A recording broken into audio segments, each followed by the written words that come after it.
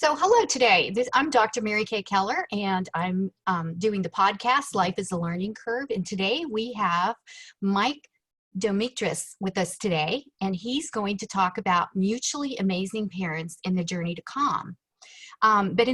Before we begin, I'd like to just let you know to feel free to send your requests for future topics or a follow-up topic on this podcast by hitting the message button just below. And if you'd like this podcast and would like to hear more topics, please support the podcast in the link below. For as little as 99 cents a month, you can be the change that you want to see in the world. So thank you so much for joining us today, Mike. And I'm just going to introduce a little bit of your background. And Mike teaches and helps parents with their kids learn about safer dating.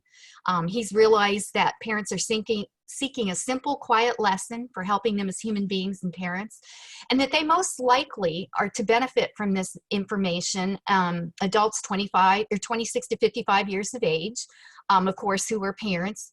He hosts a lot of podcasts and he's interviewed on many. He's also the author of a book called Can I Kiss You? He's the founder of the Center for Respect and a speaker for schools and the military and nonprofits for the past 3 decades for helping to build a mutually amazing relationships in their communities. So with that, I'm going to go ahead. And Mike, you had mentioned something earlier about what is a mutually amazing relationship, and I'm just going to turn the floor over to you. Yeah, absolutely. So Mary Kay, thank you for having me here today. I appreciate it. A mutually amazing relationship is a term most people have never heard. And when you actually say it to people, they'll be like, what are you talking about? Because what they tend to teach is healthy relationship, as if healthy is the epitome, is the standard of excellence. And the problem with that is then when a child or a teenager or an adult thinks, well, I'm close to healthy, then they're okay with it because they think they're close to the epitome and they accept unhealthy. They are okay with toxic, and we don't want that. Healthy relationships should be the bare minimum requirement of a relationship, that it's healthy. It should be the bare minimum, not the standard. Mutually amazing relationships sets an incredible standard of what I aspire for my relationship to become. And so it allows us to start at a much higher standard of how I want myself to be treated, how I want to treat others. It really is awesome. And so what it takes to get there is really powerful. And so for anybody listening right now, if I were to ask you, what would it take for a relationship to be mutually amazing? What characteristics would need to be there? What would need to be present? Mary Kay, what might be some examples you could think of, or what are some traits you would want to see in that relationship? Well, I think sometimes when in communication, I was trying to think, because you're right, there's a healthy relationship where we come together and we're transparent and we're honest with each other, but a really mutually amazing relationship would be this level of unconditional support, both showing up for each other, minimizing the level of disappointment, and just, being in sync in a way that, not so much that you can anticipate of another person's needs, because those do change, and we all have to be responsible for meeting our own needs, but knowing that that person is just the safe person that you can go to. That's a key word. So I love that, Mary Kay. Thank you. So what we do is we actually have a stairway to mutually amazing intimacy that we work with parents with. And we'll give them a blank one to sit down with their kids and say, what do you think needs to be here to get to the top of the stairway? Top of the stairway being mutually amazing. Safety is one of those words. And I loved your language of unconditional support. That's beautiful. And safety is absolutely one of the words. And that means emotional safety. That means physical, spiritual. That means all forms, physical safety, all forms of safety. The first step though, so safety and trust are usually steps 2 and 3 on that stairway. The first step is respect. And you'd be amazed how many adults in relationships and how many teenagers have admitted, oh, I've been in relationships where that step was never present. Yes. It was never even present. And some people are in those relationships right now. And that tells you it's time to exit the relationship. You don't work towards respect. You start with it. Yes. If it's not there, should be the end. It shouldn't be, well, I'm going to give them time to learn how to respect me. No. It's never your job to fix the other person. It's unhealthy to think you're going to fix another person. Now, if they choose to fix themselves and come back to you fixed, awesome, but you're not going to sit around and wait for that. Yeah. So you have to know what you deserve, and respect is the beginning basic level. Right. That's such a valid point, because respect is something that's non-negotiable, and it should be in any relationship going in. That's right. And I've often worked, I've worked in social services, and both as a guardian advisor, and sometimes, we don't know we deserve respect, because if we didn't get it as children during or that, nobody ever defined it. So a lot of people exactly, nobody defined it. I like that better, because most of the time people just can't give what they don't know how to give. Yeah, they'll say, well, if they're not harming me, they're respecting, like they'll have that mindset. Now and sometimes they're harming me because they love me, because they respect me, because of past trauma that's been taught to this person, right. Whether that be emotional, physical, intellectual, and that can happen. So understanding that what respect really looks like, it means that I am seen and valued. And that's a key language. I'm seen and I'm valued for exactly who I am. Not for what they want me to become, not for how they see me in the future. You see and value my humanness exactly right now in this moment. So I don't need to change. One of the worst things parents say, companies say it, leaders say it, you need to earn my respect. No. The moment you say that somebody has to earn your respect, your child and everybody will learn, oh, I don't deserve respect unless I earn it. Instead of, yes, you do, because you're a human being. So you earn raises. You earn acknowledgments. You earn titles and praises. You are given respect because you're a fellow human being and you deserve that. I have a question. Does it get confusing depending on what you define respect by? Yeah, and that's why defining that becomes important. If you define it as seeing me for who I am, then it's not about earning, because who I am deserves respect. Right. If you define it as needing to do something or achieve a certain level of a success or a benchmark, well, then you have no absolute control, because there are things that can stop those benchmarks along the way. But respect, giving it to everyone, is just a much more loving way to live your life. And a lot of parents, unfortunately, were not raised that way. So they accidentally turn around and send the old messages back down. So because I was taught I have to earn respect, you have to earn respect. Versus, what would your life have been if they'd given you respect from the start? Exactly. Right. And how would that have looked? Yes, that's my area. Yeah, completely different. So we want to be able to have those conversations. That's amazing. I wonder too, if we as human beings get confused by earning respect and earning trust. Yes, right. And they're different. They're very different, because trust is one of the steps on that stairway, and that's earned. Right? Because you don't just trust a stranger. That's dangerous. There's nothing there to build trust on. Now you can choose, in this moment, I trust this stranger. That's a choice you make. But that doesn't mean that you trust all strangers in all situations. That's different than giving all human beings respect. So there's a massive difference there. So I'm glad you brought that up. But even trust is misused. Mary Kay, you've probably heard parents say, I trust but verify. Which means you don't trust. That is a complete violation of the word trust. So if you're telling your kids, I trust you, but I verify, what you're saying is, nope, I don't trust you. And they go, well, it's the other kids I don't trust. Well, then verify them. Don't verify me, right? So we have to be aware of language. If you're going to teach trust, then you have to use it properly in your own home. And you use the right words. So many things just popped into my head right now. Like, for one thing, when I've worked with parents, usually they call me when they're 2. And again, when they're getting ready to turn 13. Yep. And I kept noticing these repetitive patterns, because both at those points, children are starting to go into a new developmental stage where they want some privacy. 2-year-olds are starting to teach you where their boundaries are, because they've been watching you and they've been modeling. They hear no, or yes. And so now they're trying to say, they're practicing, and parents will call me and they're having meltdowns. They always say the kids are having meltdowns, and I'm thinking, no, the parents having a meltdown, because they can't handle the word no, Right. Or when they get to be teenagers, the two developmental process are them separating, which means they're going to spend more time in their room. They're trying to become an adult. They're not there yet, but they're practicing. And then the other thing is socializing with their friends. And of course, teenagers are in that stage now where they're not socializing so much. They do that 6 to 12 thing where boys play with boys and girls play with boys. And then when they get to be teenagers, it starts the crossover, but they're just practicing.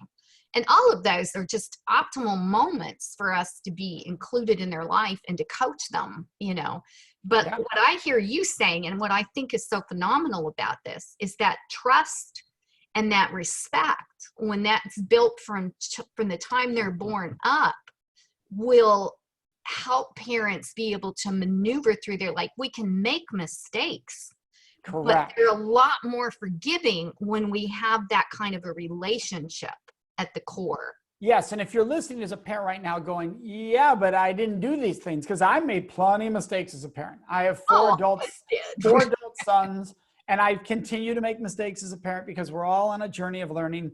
So it's not about what I did wrong or right. It's about acknowledging it for moving forward. So if you're thinking, well, I didn't do this, well, there are elements I didn't do of this that I learned along the journey. And I can now go back and even now, sometimes now go, I recognize I didn't do this. And I apologize for that. And I want to strengthen that, or I want to be better about that. And so I want you to call me out when I do this, or I want you to feel safe to say this because I want you to be able to trust me. I trust you. And so you want to be able to have those conversations. It starts with us owning the past, though. We do have to own it. So if parents think, well, I'm just going to come in and build this mutually amazing relationships and my kid's just going to be all in on it. Well, if they didn't have that all along, that's not the parameter they're working on. That's not the foundation they're working on. That's not what was been built here. So you've got to build a new foundation or reinforce the one you have. So when you're talking about, because most of us have been at that point in our life where we, like discover things along the way when we're parenting our kids, and we kind of have to go back and clean up the spilt milk. How valuable would you think it'd be to be transparent with them and just say, look, I made a mistake. One of the things I tried to do with my kid, because I was challenged, with my background coming into mothering, is sometimes when I blew it, what I would do to them was the one thing I felt like I never got as a child is I would say, I'm sorry, please forgive me. And I'd say, let's move forward. Because one of the things I came into an awareness here in the last couple of years was I was talking to somebody and it just kind of came to me. She was talking to me about her child. And I said, think about this. When we're first born as human beings, we're all tucked up inside of a human. That's the only existence we know. And so we come out into this world was just drastically different. Our needs were being met. And now they, may or may not be, because we don't have that anymore. I said, but fast forward. So you learn to crawl and then you learn to walk and you have to stand up, right? And that first step, that little baby, we did not know that we were going to fall down. So we fall down and we may cry. But the amazing thing is we get back up. And to me, that's like the first learning curve in our life, and the expectation, I think, as a parent that we have to do it perfectly the way through, and even sometimes with all the experts, I think it can get confusing for parents, Absolutely. Forgiveness to yourself, compassion to yourself as a parent, you're doing the best you can, and acknowledging it to the child. It is both. And many of us grew up in a culture where parents didn't do that. Right. If they were wrong, they never came back and said, I'm sorry. It was considered weakness when it should have been considered strength, because it's vulnerability, it's openness, it's honest. So if you're going to apologize to a child, it's a sign of strength that you're human, they're human, and you can apologize because you expect them to apologize. That part I've never understood. I expect my child to apologize, but I'm not going to apologize to them. You got to role model apologizing. Yeah, that role modeling thing I think is hard for most people to get. I've had parents come to me and they say, well, I don't know why they're doing this. And I've done it myself because I've laughed at myself and realized later when my kids did something, I thought, oh yeah, I kind of do that, don't I? And so, they're like little scientists when they're born. They're constantly watching and they're wired to survive. They're wired for connection. They're wired for survival. And their brains do a really good job of it. So they take in information that we don't even realize they're taking in sometimes, right? And then we don't understand. That's true at all ages. That's true. Oh, yes, it is across the lifespan. I came in some information the other day when you were talking about we didn't know to do that. I was listening to a podcast by Brene Brown, and she had a speaker on there, and I'm trying to think of his name. It's kind of, his book remains in my mind, but I can't remember his name. But he published a book called Permission to Feel. And as I started to read this book, I could feel feelings coming up, like I was getting happy, I was getting joy. And he talks about how one of the things that he sees missing, and I just realized this was the missing link in my own career of things I want to teach people. He said, we need to be able to give permission to feel, but he said, nobody taught us how to maneuver through our emotional worlds when we were kids, you know, and that's not a blight on parents. I just think we've got new knowledge now that we didn't have even 20 years ago, you know. Absolutely. Parents, think of the access we have to knowledge nowadays, that when we grew up, all you had in a house was a stack of encyclopedias, a collection of encyclopedias for knowledge. Maybe you had National Geographics for knowledge. That was it. And now you have all the world's knowledge at your fingertips. That doesn't mean you're going to access it correctly, but you have it at your fingertips. So you can get bad knowledge, you can get good knowledge. We only had one source, you know, that was it.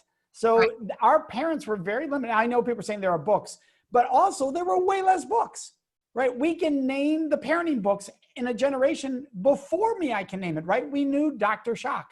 Right? People knew these, Spock, I mean, I said Shock, Dr. Spock. But it kind of was a shock. Yes, exactly. But that was it. So if there were other versions that were out there, you didn't know. Right. You really didn't know. And some people didn't have access to it, you know. That's right. Like we were talking about the media. It's like I was saying, you know, we're kind of overstimulated now with 24/7 media, because Walter Cronkite used to come on at 6 and 11, and that was the end of the discussion. You know? That's right. So you didn't have news 24/7, you know, and so they didn't have the same information that we have now. And just like you said, the accessibility, but also the kind of things that we're learning about children. You know, some of that was there before, but, you know, I was shocked and dismayed to learn that we didn't even have child welfare systems till like 1966. Right. It was 100 years after the ASPCA had been formed, you know, and actually the people who rescued animals were the ones that first started identifying child abuse, you know. Okay. And so, you know, that's more on the negative side of it, but we have, I mean, there's so much more hope now with all this information, and the idea that we can, you know, share with parents and tell them not to shame themselves, you know, about what they didn't know before, and just kind of moving forward. A friend shared a great acronym for shame is should have already mastered everything. Right. That's and right. Brene Brown talks a lot about this. Yeah. You know, so in our brains, we couldn't know it before we knew it.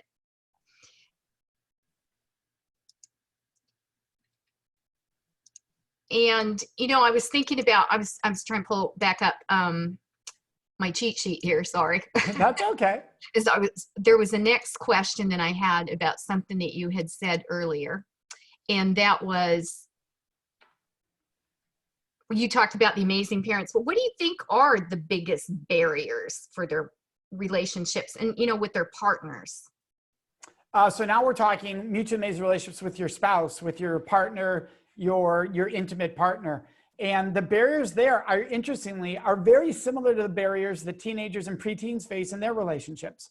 Because just like preteens and teens aren't getting this information, when did our generations? When did the past few? They didn't. So you think about what parents said about intimacy 20 years ago, 30 years ago, 40 years ago. It was keep it in your pants, right? Don't get pregnant. This was the kind of messaging that was out there. It wasn't about how to have a healthy relationship. It wasn't how to treat another person. So we lack the skills, the tools. We might have knowledge with no tools. So we need the tools. So a lot of parents struggle with, I'll give you an example, of communication. Now, Mary Kay, this is one of the common things that parents think they have that they often don't have. And when I say that is healthy communication. And they go, no, we have great communication. And I'll go, sexually? And they go, of course. And I go, great. So your partner and you have talked about what you want, how you want to be touched, kissed, touched in certain areas. You've talked about that in detail. And they're like, whoa. Let's not go too far here. I mean, we don't talk like that. Well, I thought you said you had great communication. And then they'll say, well, I don't get complaints. And there's the lesson. Most couples believe that if no one's complaining, that's the standard of excellence for communication. Nobody's talking about their complaints. Correct. Now, there's two reasons people don't talk about their concerns, their wants, or their needs. Two reasons. One, either I don't feel safe sharing them. That's one. Now, that could be my own self-guilt, shame. There could be a lot there of reasons I don't feel safe sharing this information. But it could also be because I don't feel safe saying it to you. I don't know how you're going to react. I don't know how you're going to treat me. And so there's safety. That's one. The second reason is they don't think you can handle it. They're afraid your ego will be so damaged by you giving them feedback that they just shut up and don't say anything because they don't want to hurt your ego. These are the two most common reasons that we hear, right? So, and part of the first one, which is I don't feel safe to share it, is I might not have the tools to know how to share it. So I don't feel safe doing this, right? So the safety part there is gigantic. So who's ever listening right now, I want you to think and say, when was the last time I or my partner gave constructive, helpful sexual feedback?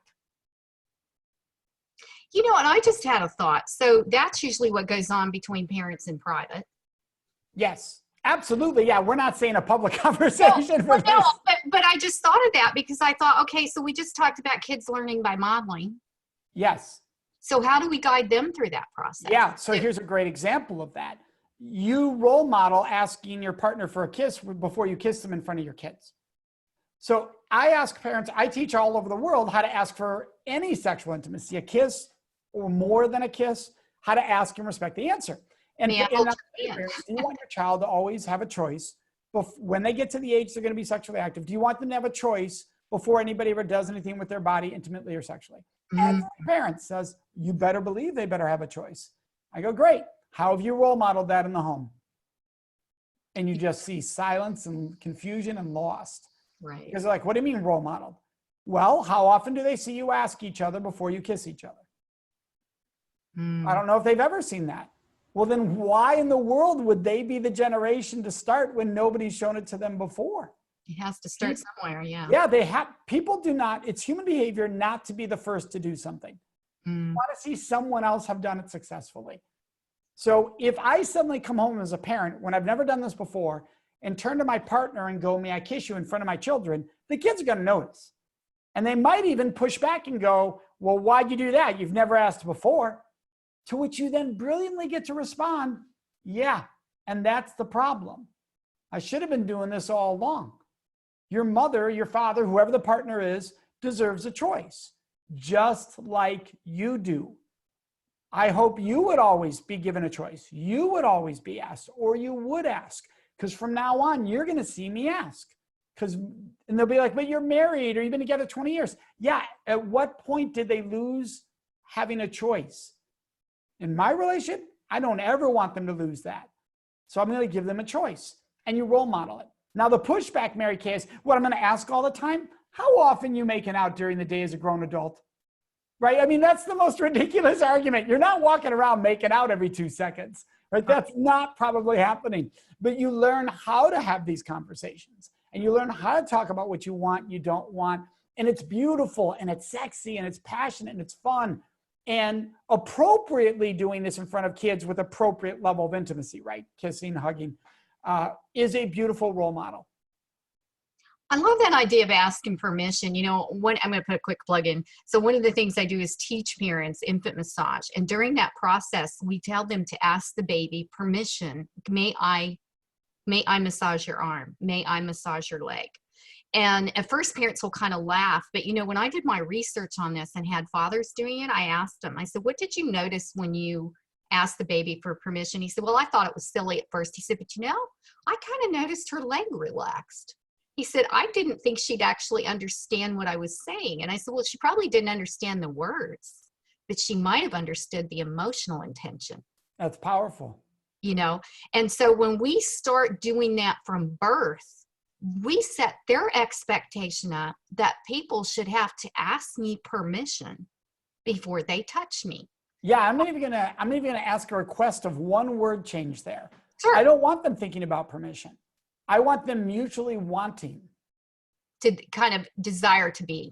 Correct, because here's the difference. Permission is me getting you to say yes. Mm. Permission is you saying yes. It doesn't mean you want it. It doesn't mean you're safe. It doesn't mean this is mutual experience. It means I'm saying yes for any multitude of reasons. Mm. But mutually want it is a whole different discussion. Yes. So when I teach consent, I never use the word permission, because a lot of people have coerced or pressured people into saying yes and saying, you've given your permission. Well, yeah, but I want this to fails to everything else. It's like, it's just endemic in our society. Correct. Versus, is this mutually wanted? Think, you just brought up like sales, right? If you went in to buy something that was important to you and you were nervous about it, and the person said, look, whatever is going to happen here, I'm not going to pressure you because I only want you to get the item you absolutely want. Mm. Right? That's all I want today. If we don't have it, I'm going to tell you where you can get it, because this is about finding the item you absolutely want and us making that happen for you. Well, that was a fabulous sales pitch. Well, I was thinking, because I respond that way when I go in. Like, I do a lot of my research ahead of time because I don't like the pressure. Right. And when I have hit one or two salesmen, just like you're saying, well, let's get you what you want. And I'm like, oh, Right. immediately. And I hate the game that I've seen played in car dealerships, not all, where you sit there for 2 hours trying to finalize a deal, what you've agreed to. Right. And so what I'll do is I'll actually say, here's the deal. I'm going to come in at this time. I need to be out at this time. If you can't guarantee me that, I'll have to leave. The deal will be over, because I set the expectation of I'm not playing this game.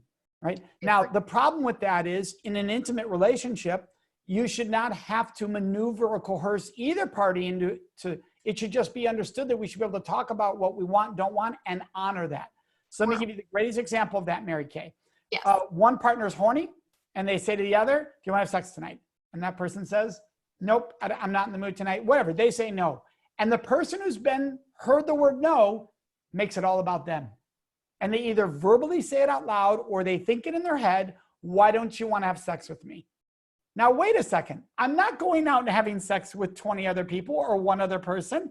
I'm not having sex with anybody. I don't want to have sex. But what this person's hearing is, you don't have sex with me. And look how personal that was. Versus understanding that if I ask you if you want to have sex, I'm going to respect the answer because it's your answer for whatever reason you want. I don't need to know. And that's the difference in mindset, that I'm going to respect your answer, not try to change it, not try to overcome, not try to conquer so I get what I want. I'm going to respect the answer. So, earlier when you asked me what I would like, what would be an amazing relationship. So I was thinking about that and exactly how that feels, both in both directions. And Yep. I thought you're absolutely right, because it becomes about the person who ends up with the no. And I thought, what I would like somebody to respond to if I said no is, okay, what's happening?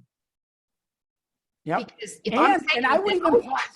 Well, here's the danger. I want to be careful on that. Yeah. Because if you say, okay, what's happening, and that's how you would want to be addressed, it might not be how they want to be addressed. Because when somebody hears okay and then a question, it sounds like you're trying to find a way to change my answer. Oh, see, I would just. The most common maneuver people do is, okay, why not? That is the number one maneuver. Yeah, now I wouldn't want to say why not, but I mean, like for myself, if I'm turning them down, I'm either tired or something's going on. Do you know what I'm saying? Yes. So what would you suggest? Yeah, what I would suggest there is, okay, you know what? Then I'm glad you told me. Thank you. Is there any other area where I can help you with right now? Are you tired and you need some help with something else? Is there something going on? Nothing to do. This is not about changing your answer. I want to be present for whatever you need right now. Is there any way I can be of support to you right now? That's off the table. The sex is off the table. How can I just be of support to you right now? By the way, that's a powerful statement. Okay, thanks for letting me know. Sex is off the table. How can I just be of support to you? And I noticed you demonstrated that before we got on as well. So thank you. Mm-hmm. Oh, well, thank you. I appreciate that. And just help me out. In what way did I do that? When we were setting up. Oh, okay. Gotcha. I shared a few things and you said, well, thank you for sharing that, and I noticed it, I noticed how it felt as you were demonstrating it. Well, thank you. And that's the nice thing about when you gain these tool sets and you use them. You got to use them all the time. You can't use them when, I'm going to do that every now and then, because your kids will notice, by the way. If you're role modeling inconsistently It's role modeling and consistency. That's what you're doing. So you have to be consistent. But once you intentionally, now there's going to be some hiccups along the road, but once you intentionally decide this is the language I choose, it becomes natural. It takes time and intentionality, but then it becomes natural because consistency, our logo has 3 circles within a circle, 3 circle figurations within. And because it represents 3 words, and they are empathy, mutuality, and consistency. Because you need all 3. You need to be doing this consistently. Why don't you talk about empathy? I think people get confused about the difference between empathizing and being sympathetic and pity. Yeah, there's a huge difference. So I'll give you the classic example. I work with survivors of sexual assault. And the most common thing people will say to them is, oh my gosh, I'm so sorry. Okay, that can either be considered sympathy or pity. Because it sounds like, so sorry, like that happened to you. I can't even imagine. It's like a disowning of what happened to that other human being. I don't want to connect with it because I feel bad for you.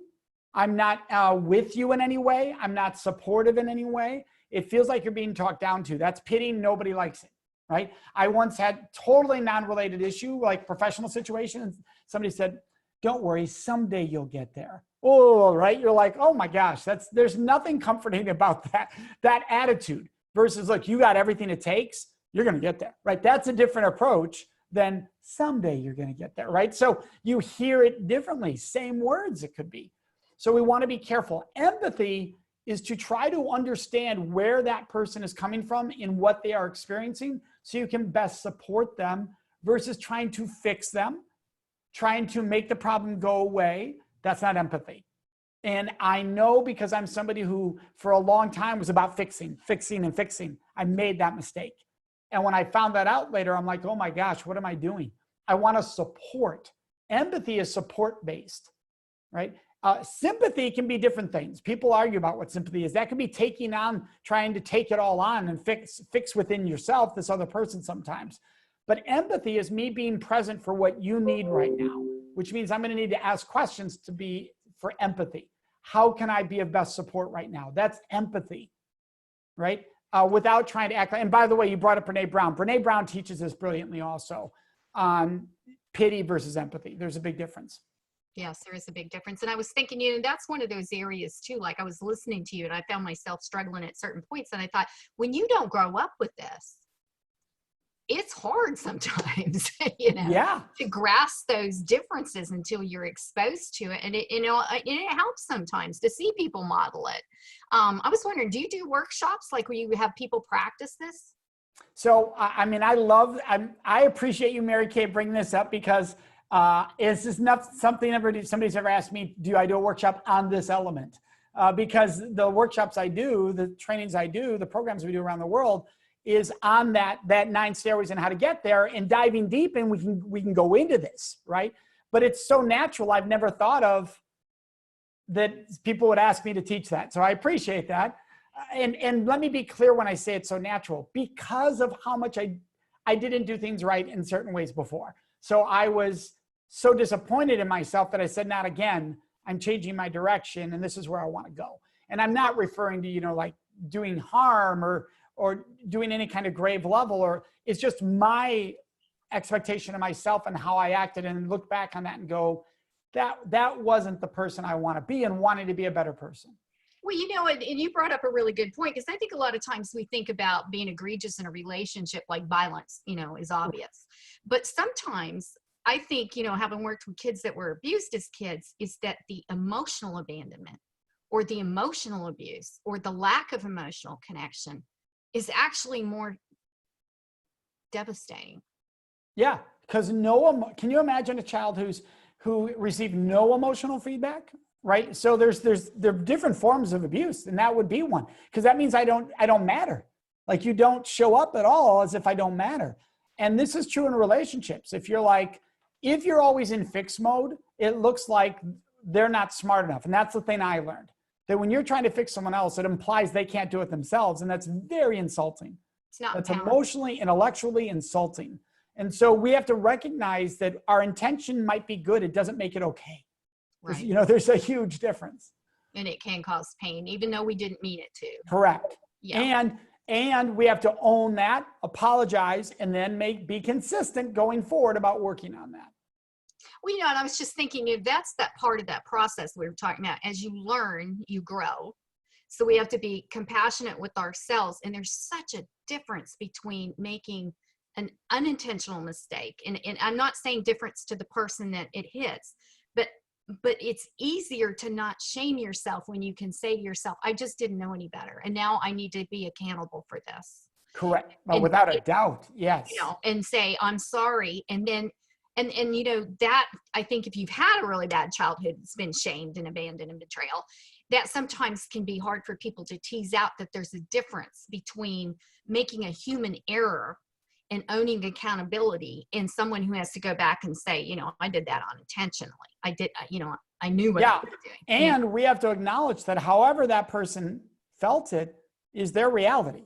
And so we don't get the right to be angry if they don't forgive us, because if we don't do that, this conversation is not happening. So it's on us to be patient. If they ever forgive or don't forgive, that's not for us to control. That is for them to decide. So I want to be cognizant of your time as well. And I was wondering during these last 2 minutes of the conversation, if you would talk more about your book and how people would be able to get in contact with you. Sure. So the book is Can I Kiss You? It looks at relationships, intimacy. It says a thought-provoking look at relationships, intimacy, and sexual assault, because we do talk about all elements there. So the good, the bad, and the healthy, and the wonderful too. And so it gives you exact language to use. What's neat is we've had parents come to us and say, well, I'm using this. Like, I want my 12-year-old to read it, and I'm using this, because we were never given these skill sets. So that's the book, Can I Kiss You? Available on Amazon, available on our website. Our main website is centerforrespect.com. So centerforrespect.com. That's who I'm the founder of the organization.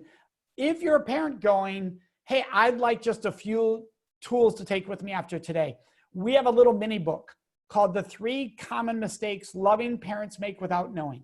All right. And it's totally free. They can download it. That website is mutuallyamazingparents.com. So if they go to mutuallyamazingparents.com, that's the only thing on the page. We try to make it easy. You can download that. Well, Michael, thank you so much for joining me on the podcast today. This was so informational, and I think it's really going to be a benefit to families, you know, everywhere who are able to access it. And I just really appreciate your coming on board. And to all of our listeners out there, remember, you can shoot a question for future topics. You can catch up with, excuse me, I'm losing my voice. You can catch up with Michael on social media, and we'll be posting this. And like I said, Mike, you know, you're going to have a copy of it as well. And so for our listeners, just letting you know that there'll be further broadcasts coming up, podcasts coming up within the next couple of weeks. I try to upload them every Tuesday. And I want to thank you, Mary Kay, for bringing on this discussion. So thank you very much. Well, you're so welcome. And I really do appreciate it. I'm going to go ahead and sign off now.